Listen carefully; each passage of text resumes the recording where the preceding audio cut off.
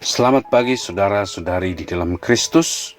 Renungan kita pagi ini adalah bab 19, surat cinta pribadi. Kekristenan bukanlah satu agama. Allah tidak mengutus Yesus untuk membawa agama yang super. Allah mengutus anaknya supaya kita dapat menikmati hubungan dengan Allah melalui Yesus. Agama itu membosankan dan sangat memberatkan, tetapi hubungan atau persekutuan itu memberi semangat. Hubungan yang penuh cinta kasih sangat menyenangkan dan sangat memuaskan. Tujuan akhir manusia adalah untuk menikmati Allah dan memiliki hubungan dan persekutuan yang penuh kasih bersama Allah. Satu hubungan itu diperkuat oleh adanya komunikasi. Seorang suami dan istri dapat menikah sah secara hukum, tetapi jika mereka tidak berkomunikasi, maka hubungan mereka hanya sebatas hukum. Tapi jika ada satu komunikasi yang sehat, maka hubungan mereka akan terasa manis dan bertumbuh. Hubungan kita dengan Allah dimulai ketika kita menerima Yesus sebagai Tuhan dan Juru Selamat pribadi. Hubungan ini diperkuat dengan adanya komunikasi. Allah berbicara kepada kita melalui firman-Nya, yaitu Alkitab. Kita berbicara kepadanya melalui doa. Ketika kita percaya kepada Yesus sebagai Juru Selamat pribadi, Dia datang untuk tinggal di dalam kita dan kita menerima DNA-Nya. Ketika kita lahir baru dengan DNA Yesus, maka kita menerima penglihatan Allah secara rohani dan dapat melihat kerajaan Allah. Yohanes pasal 3 ayat 3. Sebelum dilahirkan kembali, kita hanya dapat melihat kata-kata yang ada di dalam Alkitab dan tahu tentang cerita-cerita yang ada di dalamnya, tetapi kita tidak dapat memahami makna spiritual yang ada dalam cerita-cerita Alkitab. Sebelum dilahirkan kembali, membaca Alkitab terasa sangat membosankan karena secara rohani kita tidak dapat melihat keindahan Alkitab. 1 Korintus 2 ayat 10. Namun setelah dilahirkan kembali, kita dapat melihat indahnya kebenaran yang ada di dalam Alkitab. Dan Alkitab menjadi sangat mudah dimengerti dan sangat menarik. Sebagai contoh, sebelum dilahirkan kembali, saya pernah membaca Yohanes pasal 3. Saya tahu kalau Nikodemus bertemu dengan Yesus dan Yesus dengan keras menegur Nikodemus. Namun saya tidak mengerti mengapa Yesus menegur Nikodemus. Saya juga tidak mengerti apa sebenarnya yang ingin diajarkan Yesus kepada Nikodemus. Semua bagaikan satu cerita saja. Setelah saya dilahirkan kembali, saya mulai melihat pelajaran yang menarik di dalam kisah Nikodemus. Pertama, saya belajar bahwa saya juga seperti Nikodemus. Kemudian saya belajar bahwa Yesus mengasihi Nikodemus dan ingin mengajar pentingnya dilahirkan kembali.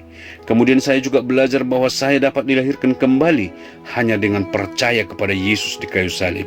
Setelah itu, saya masih tetap membaca Yohanes pasal 3 dan semakin lagi saya menikmati dan mempelajari kisah Nikodemus. Seekor anjing dapat melihat apa yang saya lakukan, tetapi anjing itu tidak bisa benar-benar mengerti mengapa saya melakukannya. Anjing tidak memiliki DNA untuk memahami manusia. Tetapi jika ada kemungkinan DNA manusia dimasukkan ke dalam tubuh anjing, maka anjing itu akan mulai memahami manusia. Ketika kita menerima Yesus sebagai Juru Selamat pribadi, maka kita memiliki DNA untuk memahami Tuhan. Semakin kita dewasa, akan semakin banyak yang kita fahami tentang Tuhan dan firman-Nya. Sebagai contoh, ketika kita duduk di bangku SD, kita mempelajari buku-buku SD. Ketika kita berada di SMP, kita belajar buku-buku SMP. Tetapi Allah hanya memberikan satu buku saja untuk semua orang Kristen, yaitu Alkitab. Artinya, Alkitab cocok untuk semua orang, mulai dari iman kekristenan yang masih bayi hingga dewasa. Ini sangat mungkin karena isi Alkitab diungkapkan oleh Roh Kudus sesuai dengan kebutuhan kita saat itu. Sebagai contoh, 36 tahun yang lalu, saya adalah seorang yang tidak beriman. Tatkala saya membaca Yohanes pasal 3, Allah mengungkapkan bahwa saya perlu dilahirkan kembali dan menerima Yesus sebagai Juru Selamat pribadi saya. Kebenaran inilah yang pada saat itu diungkapkan Allah kepada saya. Kebenaran-kebenaran lain masih belum diungkapkan karena masih belum perlu bagi saya saat itu. Kemudian saya kembali membaca pasal yang sama. Kali ini saya belajar dari Yohanes pasal 3 ayat 6. yang mengatakan bahwa manusia memiliki dua sifat alami, tubuh dan roh, atau jasmani dan rohani. Kebenaran ini diungkapkan karena sebagai orang Kristen yang bertumbuh, saya harus tahu bahwa saya harus menjaga hidup jasmani dan rohani saya. Kemudian setelah itu saya masih kembali membaca pasal yang sama. Kali ini saya belajar dari Yohanes 3 ayat 8 bahwa efek samping dari kerja Roh Kudus itu adalah seperti angin. Allah tahu bahwa pada saat itu saya perlu mengetahui pentingnya Roh Kudus bagi hidup saya. Tidak ada buku seperti Alkitab. Alkitab adalah surat cinta pribadi Allah untuk semua anak-anaknya. Alkitab itu hidup dan kuat.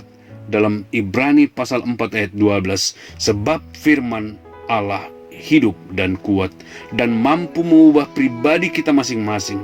Alkitab ditulis oleh Allah Bapa, bukan untuk para teolog, melainkan untuk saudara.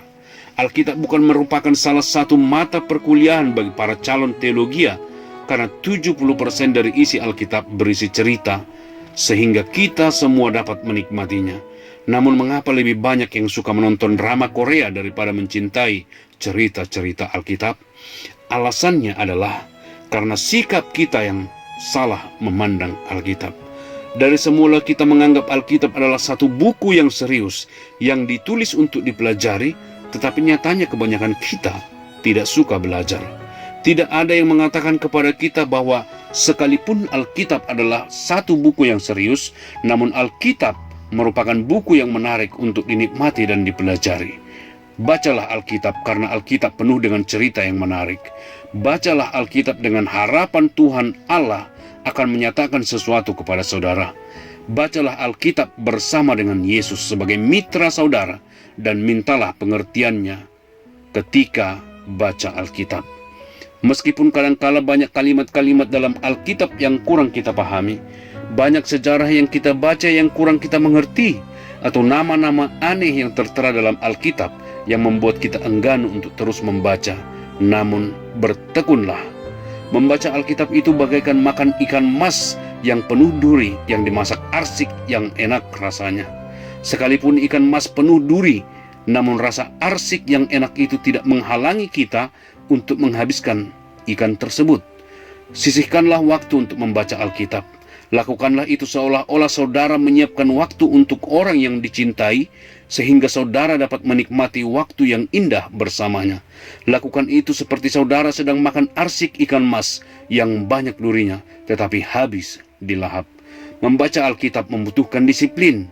Disiplin adalah sikap penting untuk satu keberhasilan dalam bentuk apapun. Dalam berolahraga, dalam berpacaran, dalam belajar keterampilan, dan lain-lain. Sikap disiplin dalam menyisihkan waktu untuk membaca Alkitab dan berdoa sangatlah penting jika kita ingin menikmati hubungan bersama Allah atau bersama orang lain. Baca dan bacalah berulang-ulang surat cinta pribadi Allah untuk Anda. Allah memiliki pesan yang baru untuk Anda setiap hari. Terima kasih sudah mendengarkan saudara-saudariku. Sampai bertemu esok hari. Tuhan memberkati.